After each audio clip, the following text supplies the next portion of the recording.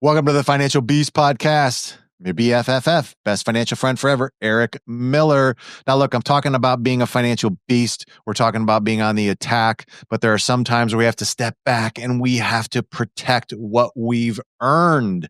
And I just had a great conversation with an employment attorney. Her name is Devora Lindeman.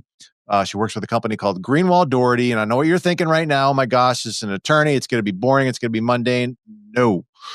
We talked about the things that you need to know as a business owner, as a practice owner, when it comes to dealing with your employees. Nobody likes to fire people. Nobody wants to let people go.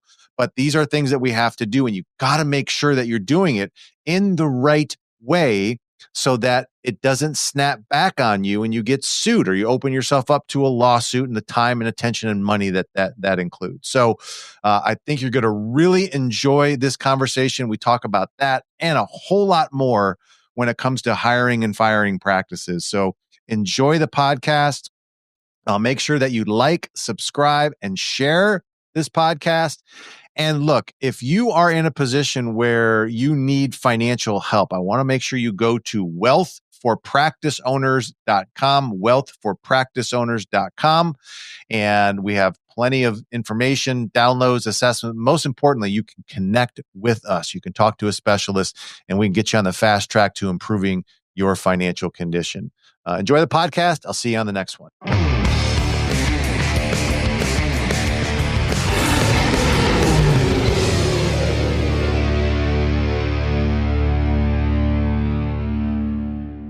I'm on a mission to help 200,000 practice owners achieve financial freedom. I'm Eric Miller, author of How to Become a Financial Beast. Download my free book today, A Practice Owner's Guide to Personal and Business Wealth You Never Thought Possible.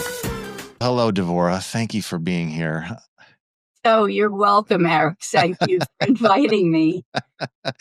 We're going to talk about like the favorite subject of every business owner, right? Which has to do with protecting their business and how to deal with tough situations. We're going to cover a lot of things today, so I think we'll get into it. But as a precursor, in dealing with practice owners and business owners for the last 15 years, I tend to find the area that they do not like to really either confront or, just someone else can look at that is what we call the protection area. Now, when I say the protection area, it's like, protecting myself from lawsuits, protecting myself from, having insurances to protect myself. But your specialty is more on the business side and I guess you could say HR side. Would that be a safe assessment to say? Exactly. It's employment law. So anything that deals with having employees, I'm the type of lawyer that when an HR person doesn't want to get the company sued, they call me. Excellent. So we're definitely in the right place and we're at the right time right now because there's a number of things that as people are, most of the people that we deal with have multiple employees, but they just lack a lot of the basic things that I think a lot of businesses need to protect themselves, from employees or having to let people go and all of these things. And I guess, I just want to ask you, like, why is it, because I'm sure you see a lot of businesses, they come to you, what is it? Why is this an area that's so neglected, do you think? It seems to be, to me, an area that business owners can't confront. And I think one of the reasons for that is they lack information about what to do and what it is they're supposed to do under the law. When you know what it is that you need to be doing, then you can just go ahead and do it. But the employment law, HR, dealing with employees, being afraid that employees are going to sue you, it becomes a whole area that business owners have a lot of back off. So one of the things that we do in our practice is we do a lot of training for managers, for executive, for HR people, so that they know what it is that they're supposed to be doing. How did you get into this area? Like, what was the moment that you're like, okay, this is an area that I'm good at. I know this, and a lot of people need help. Interesting. This is the only area of law that I've ever practiced is employment law, but law isn't my first career. I actually graduated law school when I was 39. So I had a lot of business background before I even went to law school. So I really knew the world of work. I worked in nonprofit sector. I worked in the for-profit sector. I worked in some blue-collar jobs, white-collar jobs, all kinds of things. But when I was in law school and right after, when I was trying to figure out what it is I wanted to do, I had a whole list of things I didn't want to do. Didn't want to do criminal law. I didn't want to do family law. I couldn't deal with those emotions. I didn't want to do plain business law because I really didn't care to litigate why the widgets didn't arrive on Tuesday.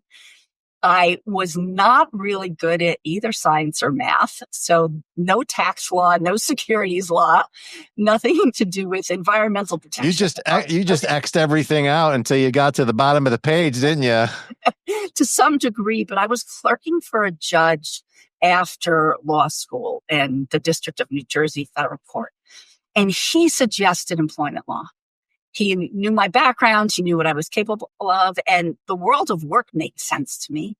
It has a little bit of human emotion involved, but not the same type of things as family law. And it, again, made sense to me. So that's how I wound up in employment law for businesses. I've only done the business side. And all the years I've been practicing around 27, something like that. Yeah. So confronting this area is a big mistake. I think a lot of people definitely don't do. And then I'm assuming a lot of them just, do they know where to go to get advice on this? Where do they usually go to find out about these kinds of things? Google. Yeah. Okay. They try to get a Google law degree. I very often have potential clients calling me because I said, well, I tried to Google this and it didn't make any sense to me. So I figured I should call a lawyer. Or they go to their lawyer, but their lawyer is a real estate lawyer or a business lawyer or an intellectual property lawyer or something else related to their business. They're not an employment lawyer. And this is a very specific niche of what we do to help our business clients comply with all these crazy employment laws that apply when you have employees. And we also try to help them achieve their business goals at the same time. Yes. So I want to try to start at the beginning here. I'm just going to take, because we deal with a lot of practice owners and most of our clientele, people that are listening to this are like veterinarians and dentists and physical therapists and such. And okay, so I have maybe 10 to 15 employees, right? What do I have to worry about with this? I mean, that's a pretty broad question right there, but like, where do I start with your area of expertise to help protect myself with having this many employees? I'm pausing because I'm trying to figure out where to start because you're right. There are things. So there's one thing I'm going to mention, but I'm going to put on the side, which is depending on the state where the practice is located, there could be some specific things that need to be done. I'm not going to talk about any state-specific things. That's why I'm sort of putting that on the side. That makes sense. The next thing is that the practice owner needs to make sure that the expectations are communicated to the employees. And there's going to be two sets of expectations. There's going to be expectations generally of employees that work for that practice. Things like, how do we generally treat our patients? What do we do if we're going to be absent? What kind of environment are we trying to create here? More general requirements. And then there's also going to be requirements that are specific to a job. For example, in a dental practice, your dental hygienist or dental assistants are going to have certain specific expectations where the front desk receptionist or the treatment coordinator or the scheduler are going to have other things that are specific to their jobs. So for each employee, it's very important to have, for example, a job description that outlines what each employee is supposed to do.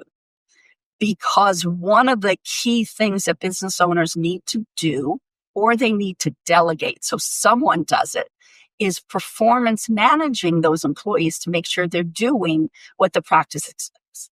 And this really is simply, here's a list of what you need to do. When they don't, you tell them, hey, you're not doing it. Look back at this list. You're supposed to do X, Y, Z, and give them an opportunity to try again. And if eventually they don't do it, you're down the road to letting them go. But you've told them what they needed to do. You've given them some chances to improve. And when you get to the point that you're letting them go, they shouldn't be surprised by that termination conversation. That's excellent. So there's really two tiers. It sounds like there's something that you said, you have something in writing that of the expectations of the kind of employee that we expect you to be just in general. And then there's also the expectations for your particular job. And that's something that needs to be written up, obviously by the owner, as part of their policy and procedure handbook, or is that a separate conversation? That's two different things. Policy and procedures or the employee handbook would outline all the policies and expectations that apply to everybody, everybody working in the practice.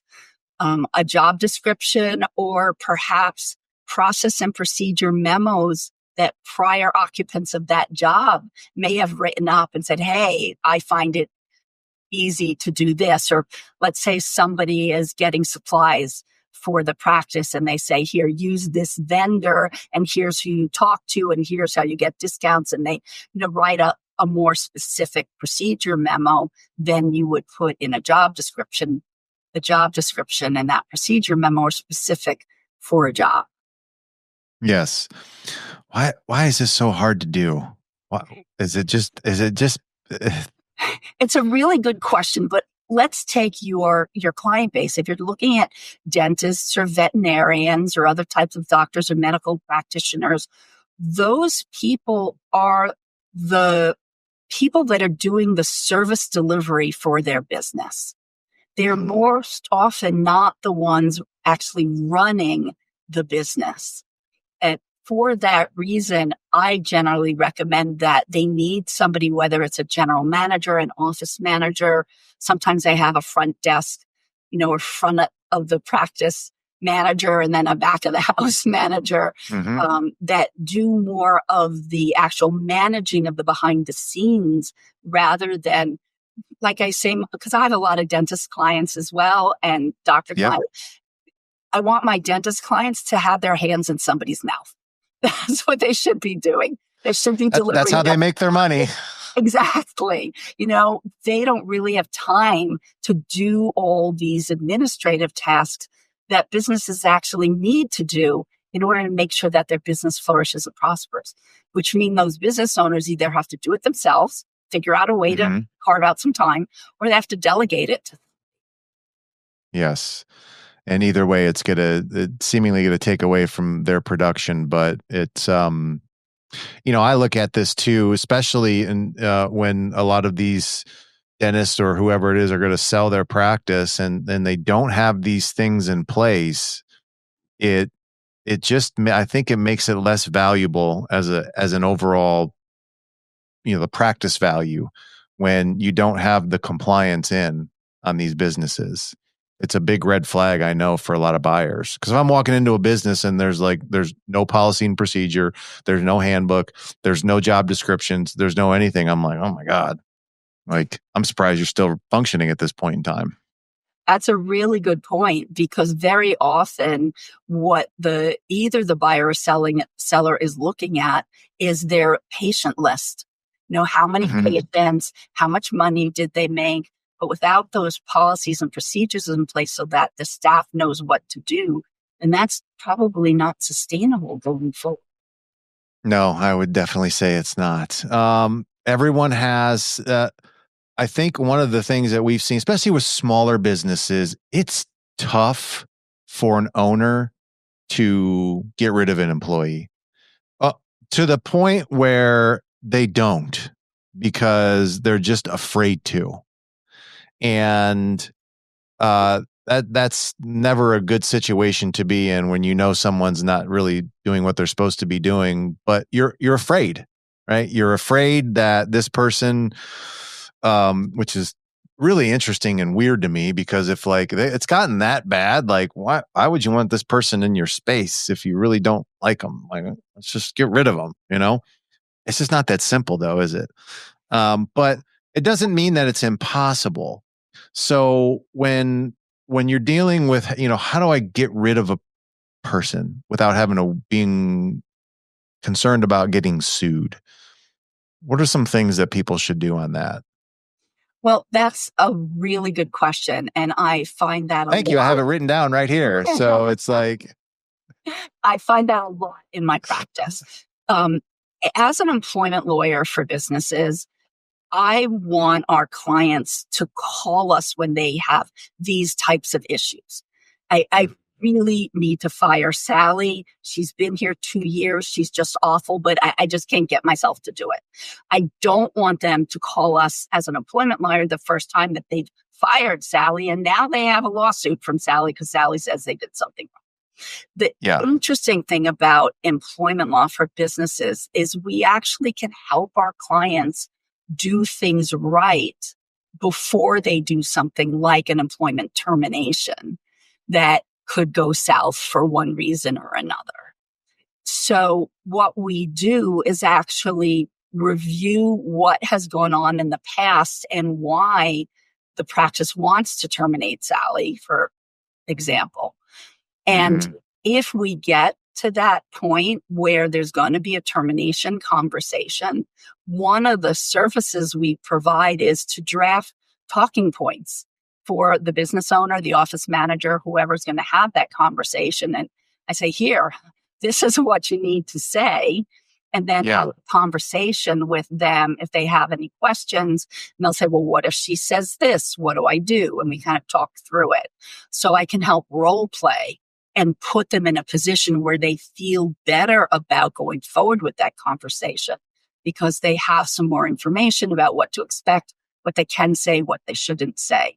And so they're more able to go forward. Can we dig a little deeper on that? Like, what are those talking points, and like, what are some things you should say with the things you shouldn't say if you're in that position where you do have to let someone go? Well, let's say you're letting somebody go because they haven't been doing their job right. There's some performance issue. Now, I like to say that when you get to a point of telling an employee that their employment is being terminated, the employee should see the handwriting on the wall. The employee should see this coming. However, they can't see it coming if you've not written on the wall. So what that means is to do what we were talking about earlier by having told this employee, here are the expectations. When the employee didn't meet those expectations, somebody has sat with them, gone over, say, here's what's going on. Is there some challenge you're having about meeting these, trying to figure out how to help the employee do their job? And by the time you get to a termination conversation, the person having that conversation should be able to say, as we've discussed, your job requires you to X, Y, Z. We've talked to you about it. We've given you chances. You're still not performing. Unfortunately, we're really disappointed, but a decision's been made to let you go.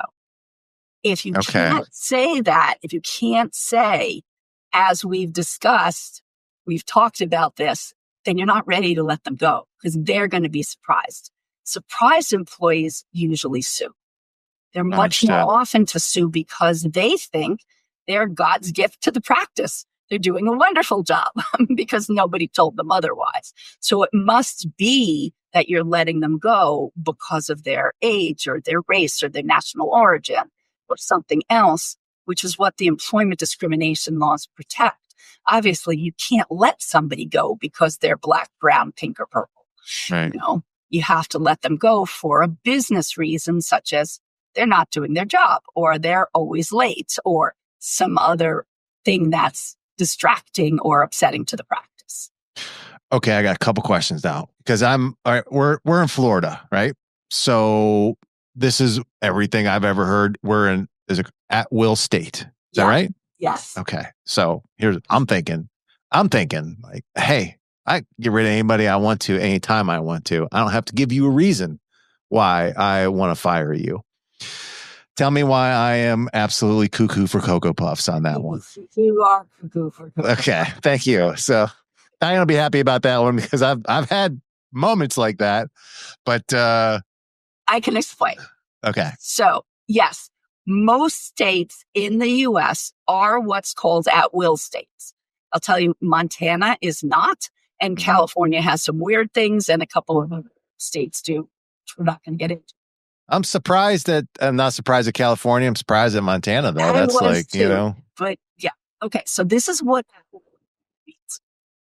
At-will employment means that the employment relationship exists at the will of the parties to it, the employee and the employer.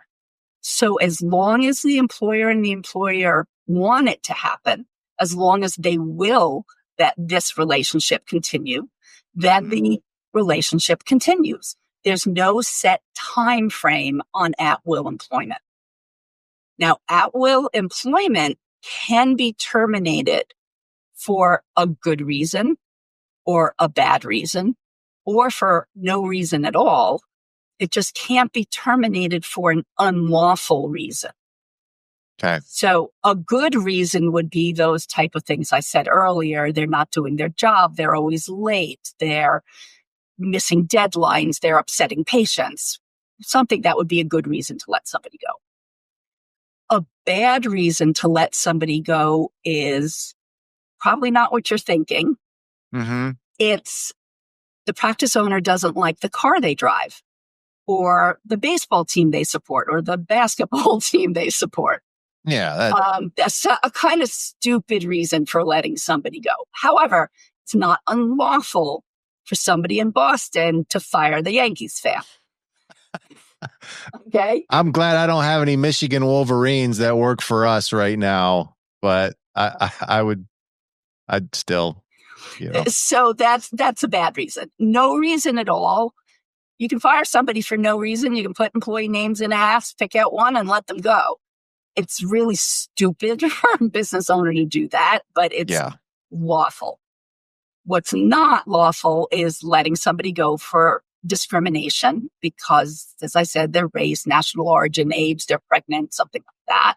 It's not lawful to let them go because you're retaliating against them. For example, if somebody in the practice called OSHA for a safety violation and you say, okay, they're a blabbermouth, I want to let them go. No, that would be a real. Okay. Okay. That makes sense. So that when you're at will, you can sort of let them go for kind of any reason. And it may be that the practice has a good reason, but the employee can say, you fired me because I called OSHA or because of my race or because I just made a complaint of harassment. And that's really why you're firing. Got it. So it doesn't prevent them from coming back and still suing you if they want to. So it's still a terrible way to get rid of somebody. So part of what we do in consulting with a client before they let somebody go is go over all the potential things that the employee could raise as a claim and see if there are claims and if there are things we can do about it before letting the employee go. Okay. Now, are there some things that someone does that are just so egregious that it's like, I don't need to say, as we discussed before, are there like a tier of things that someone does that are just like, I mean, someone's ripping you off or, if are there some certain, I guess, actionable items which are immediate and you don't need to have that kind of discussion or documentation with the person? Yes, I am putting a but behind it. Of course. If somebody punches out somebody gets violent at work, somebody, runs over a patient in the parking lot, does bad. something really violent. You find out that they're stealing petty cash. You find out that they've given patient names and contact information to there are certain things that you probably can let somebody, they come to work drunk. Yeah. Certain things that you probably could let somebody go right away. But depending on the state, the circumstances, and some other factors, I would actually recommend in some of those circumstances that you suspend the person pending an investigation to make sure you have the facts right about what happened, so that you can collect things. You can call your friendly employment lawyer. You can talk to the person you just suspended, make sure you get their side of the story, and then you let them go once you make sure all your ducks are in a row. Okay, that makes sense. So there are some things, but you still you want to be careful before you pull the trigger on something like that. I would figure, if someone's violent, it's probably, a way to do that. But you have poor performers in the business. What is some of the ways that we can do to get rid of these people? I hate to say it that way, because you always try to get people to correct themselves, but at some point in time, you have to confront, okay, this person just can't do this job. How many times do you have to, is there a rule? Okay, I got to give them at least 3 chances, or I have to give them at least 2 chances, or I have to, what are there some best practices when it comes to that? And then I guess, how often should you be meeting with an employee to go over their performance? Are there some standards there?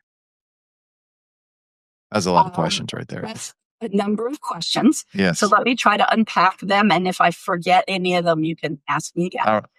So when it comes to employee performance, and I'm only saying this next thing because I know you can edit this, but you're frozen. So yeah, we're connected. Don't worry. Sometimes it does freeze while we're recording, but it'll be okay. So when you're dealing with employee performance issues, I think of them as 2 different categories. One of them has to do with how the employee is doing his or her job. And that is something that perhaps the employee needs to learn. Perhaps there's more training. Perhaps there are certain skills associated with that job where the employee may have the general idea how to do it, but there may be, for example, a dental hygienist who has good hygiene skills, but her communication skills with patients aren't that great. And perhaps there's some training that could be done to help with those skills. But then there's another area of things, such as people who are always late, or people who don't turn in reports on time, where I look at those more as discipline than training. So you're going to approach those different areas in a different way. Now, to answer your question about how many chances do you give somebody, I say it's as many as you can stand until the person's going to make a termination decision, is just kind of fed up. Probably at least 1 or 2, but it depends on the situation. Is this something the person can fix, or is it not? Sometimes when it comes to a performance, how they're doing their job, perhaps the practice made a mistake when they were hiring and they didn't ask enough questions and they didn't dig into the person's. Let's say they were hiring a bookkeeper who really didn't have the bookkeeping skills that they were looking for, or somebody to be an insurance biller who claimed they dealt with this before and they really never did. And so they're completely overwhelmed with all those insurance codes. Is this something you want to train, or was this what's called a mishire and they never should have been hired in the first place? So if it's a situation where you can't train, you don't think the person's going to get it, or you don't want to invest in training, perhaps you want to let them go sooner than someone else who seems to be a good culture fit, seems to get the practice, seems to want to service this kind of patient and just needs a little bit more training. You may give that person more chances to improve and see if they're moving along in that direction. Somebody who's late all the time and just can't get themselves there, that may be a kind of 3 strikes you're out situation. Because that person either should get themselves there on time, or, they really can't work there. Gotcha. So there would be a difference in the type of I don't want to call it misbehavior, but whatever it would be, some of these things could be more disciplinary. Some of these things could be more of just the training and the person's ability. And, you may need to separate those two. Is there anything about like initially when someone comes on that they have that you say, okay, you have a probationary period here. We're going to see how you're going to do. Cause I'm sure you've heard the term like, we're going to hire fast, we're going to fire fast. And you probably can't stand that when, when you hear that, but is that something that is okay to do? I mean, as long as the person understands, as we've discussed, we have a probationary period. I mean, are those things even, what's your opinion on those? Businesses shouldn't use probationary periods. And okay. I'll tell you that's good. Because when someone's employed at will, you can fire them at any time for any reason. Yeah. You don't need to designate the first 3 months as something special to show us how good you are.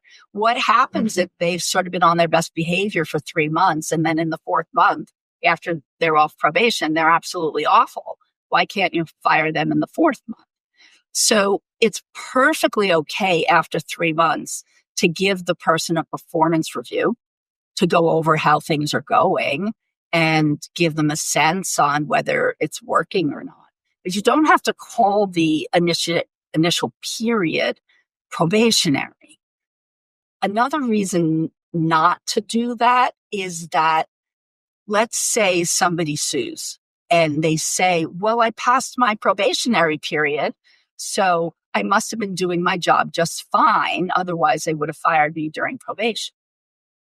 Now, if this goes to a court, the judge is probably going to think that, okay, they passed probation. So once they get on the other side of probation, that must mean something. If the practice put in a probationary period and they got over that successfully, now what? Now what's their status? If they were at will before during probation and could be fired for any reason, now what's their status on the other side of a successful probation? Where judges have looked in order to determine what that status is actually to the union context. Because I'm sure most of your practices are not unionized and do not have union employees, I would guess. However, in the union context, union employees are hired for a probationary period, usually 90 days or 3 months, during which they're like at will, and you can fire them for any reason. After the 90 days, they can only be fired for just cause. They're no longer at will. And what's just cause? It's actually whatever the arbitrator says it is. Because terminations in the union context can go through a grievance process and before an arbitrator to decide if the person should have been terminated. And the arbitrator can say, well, you didn't have just cause, and now you have to take the person back. And you don't want that in a private business setting.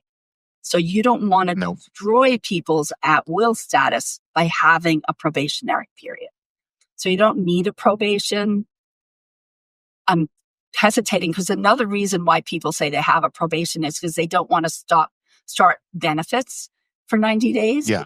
Which is, okay, fine. So start benefits after 90 days. Why do you have to you don't need to call it a probationary period at that point. Exactly. So, yeah, those are my thoughts on probation. Okay. Performance reviews. Like, how often should those be done? There's 2 different things with performance reviews. One, I think a global performance review should be done annually, but the employee should know everything in it already, because managers really should be telling employees how they're doing on a regular basis. I know it's not as easy in a practice setting as, some other businesses. Managers have check-ins with their employees every week, every other week, talk about how they're doing, what they're working on. Also, if let's say an employee is supposed to put together a particular report for the practice owner, and the report is either late, insufficient, doesn't have the information he or she needed, then the practice owner should sit down with that employee right then and say, hey, this is what I needed. I didn't get it. I really need you to go back and fill in these gaps. So that performance management is an ongoing thing. throughout the year. It goes over, on a regular basis. So the annual performance review is something to kind of go over the whole year, see how the employee's doing, and maybe set some goals for the new year. Does the employee want some training on something? Do they maybe want to move up in the organization or perhaps move over in the organization? Does somebody who's been working in the front want to see what it might be to work in the back, of a practice, and really get some communication about the person's future with the organization? So in terms of having more formal performance reviews, some businesses do it, every 6 months, not just annually. It's really what works for the business and who's going to be doing it. Because if a practice owner has 10 to 15 employees and the practice owner is going to be doing it, that's a lot of his or her time. Yeah. And that's going to go into my next question too, which is the documentation of that, because that's where it's like sometimes, and I've had this too, where I'll have a conversation with someone and then, I'll just forget to document what I said. Like, how do you, like, do you just have like a template keep a folder on in your file? Like what's the best way to document these reviews, or when you have a conversation with someone? I'm assuming all those things are going to be required. If it got to the point where there was a lawsuit against someone, that you had this documentation, date, time, all that. I mean, is that what's required, do you think? And what are some best practices on that? Those are very good questions. There's two types of documentation. One is internal documentation that's going to go into the employee's personnel file that the employee is not necessarily going to see. And the other is documentation that goes to the employee.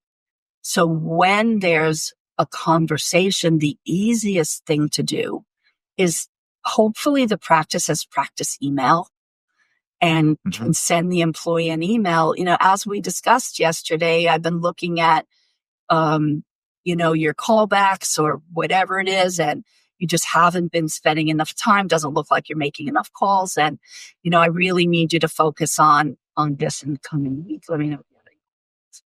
So boom. So you got documentation right there. So you have documentation, and it's a simple email, and you're summarizing what you just told. And it goes to the employee. You can also say, please respond to this employee to let me know you got it. Respond to this email, let me know you got it, and let me know if you have any questions. So that's what. That's excellent. The other, the internal is a memo. It can be an email somebody sends to themselves if they prefer, or just something they type up quickly about what happened in that conversation. Because there may be things that occurred that you want to document, but you don't want to put in the email to the employee. For example, I spoke with a hygienist who, when she doesn't have patients, is supposed to be doing recalls, and I found her reading a novel more than once. So I talked to her about it, and she got really defensive, and she got angry at me. You want to document that in your internal, but you don't want to necessarily say that in the email. Show it to her. Yeah, that makes sense. All right, I'm going to ask you I want to say it's the worst story that you've had, but give me a scary story of some of the things that we talked about with an owner that didn't do these, and what was the outcome of that? Do you have one off the top? Let me see. Obviously, no names are going to be mentioned, but yeah. Oh.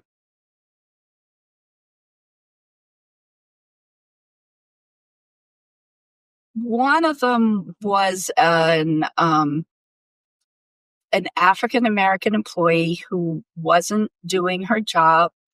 I'm not particularly picking on someone of a particular race. It just happened to be the situation here. I understand. She had complained that she felt she was being treated improperly because of her race, and happened to be a practice, didn't do anything about it, didn't look into it, and fired her because she wasn't doing her job without specifically having met with her about what it was she wasn't doing right.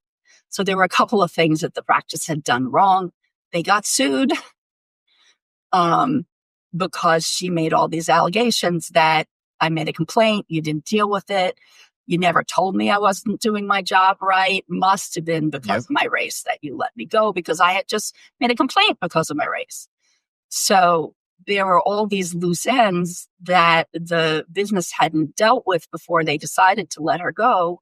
And what had happened is she had, on her last day, come in late and said something nasty to the receptionist when she arrived.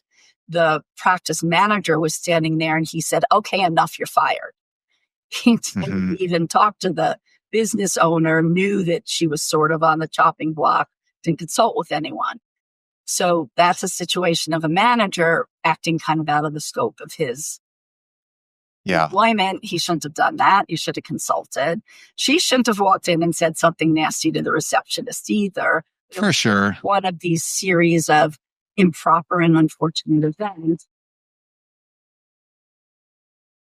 And then what are some of the financial penalties that you've seen? Like, I mean, how much are we talking about here? Because I think it's one thing, when you say I'm going to get sued, people all of a sudden just go, "Oh my gosh, I'm going to go bankrupt." But, a lot of lawsuits settle for $5,000, $10,000, $25,000. When it comes to this area, like I'm sure it's varying degrees of, in case specific, but I mean, can you give me any stats of what some of these penalties could be? Well, they don't settle for 5 or 10,000 anymore. Okay, yeah, the good old days, right? They're gone. So very often the resolution is a function of the employee's salary. What do they make a year, and how long have they been there? But the types of things that employees could claim, one is actual lost wages. So if they're let go and they didn't get a job for a while, then how much in actual lost wages do they have? If the job that they got pays them less than they had before, then there's the difference of the compensation going forward for some amount of time. They can also claim emotional distress damages. "Oh my goodness, I was so hurt by being let go." Yes. Excuse me. Now there's two types of emotional distress. If there was actually some type of harassment or improper activity at work, and sometimes there is, you have to acknowledge it unfortunately does happen, and that person really was somehow emotionally harmed, we would expect them to have gone to a doctor or a therapist or have some kind of counseling or something to address that emotional state that they're trying to get compensated for. There's also what we lawyers call garden variety emotional distress, which is the kind of distress everybody has when you get fired. Yeah, I'm sure. It's not a great situation and everybody's upset by that. And garden variety emotional distress has some emotional value. It has some monetary value, but not nearly as much as if there really was some wrongdoing to the person. Or if the person, for example, was forced to work in the basement that was dank and cold and had rats. There are those claims. Then in an employment case, the employee that prevails gets their attorney's fees paid for by the employer. So that's something that could be a chunk of change. Yes. If something really bad happened at work and they prove it, this usually happens in sort of a sexual harassment context or some other type of bad harassment context, then the employee can get what are called punitive damages. Punitive is a word that means punishment. So punitive damages are damages intended to punish the employer for letting something happen. How much those punitive damages are usually some multiple of the other damages. So it really varies. When things settle, I would say that most most cases that, maybe something happened, maybe it didn't, it doesn't look quite right, it's going to cost a lot to litigate, they probably settle somewhere between 30 and 70,000. So that's kind of a range that business owners look at. Plus is there fees. So yeah, exactly. So is there a type of, I mean, does the professional liability insurance, that would just be if there was something with them medically. Is there a type of insurance that you have that you can get that would cover or help at least offset some of those costs? There's something called employment practices liability insurance, EPLI. Okay. Now, I and the other attorneys that work with me at Greenwald Doherty have mixed feelings about how this insurance actually helps or doesn't. The reason is that very often the insurance company has a panel of lawyers that get assigned these cases. Those lawyers make money by volume, so they're not very responsive very often. And they're trying to handle a lot of cases, and they're also trying to string them out, because the longer they string out a case, the more money they get on it. Right. I actually have a client right now that has a matter being handled by their EPLI policy, and the insurance counsel's just not responsive. In my mind, this has been going on for months and months and months. They've been discussing potential settlements. It should have settled months ago. And it's driving everybody a little crazy. So in some cases, it can be helpful. Not all insurance panel counsel is awful. Some of them are reputable employment firms. But that insurance can be something. Is there an amount that you would recommend, depending upon the size of the practice, that some, like a rule of thumb that someone should get? It should cover $1 million each claim. They really should be hefty policies. Employment claims usually when it's a single person, a small business, they're usually not in that realm unless something really bad happened. But I have seen, especially for some of my dentists and other medical practice clients, that an insurance broker will tack on an EPLI policy, but it only covers $50,000. That's not enough. Almost not worth having. Even $100,000 if it's going to litigation to go through either an agency or court. It really has to be much more than that to give the coverage that the practice needs. Okay. I got to check with Diane on that one. I don't know if we have that or not. So, but anyway, wow, this was great. I got a lot of questions answered on this. So I really want to thank you for being on here. So, people definitely need to connect with, if they need to connect with you, what's the best way for them to do that? The best way is probably by email. So my law firm is Greenwald Doherty. My email is my initials DL at Greenwald, GREENWALD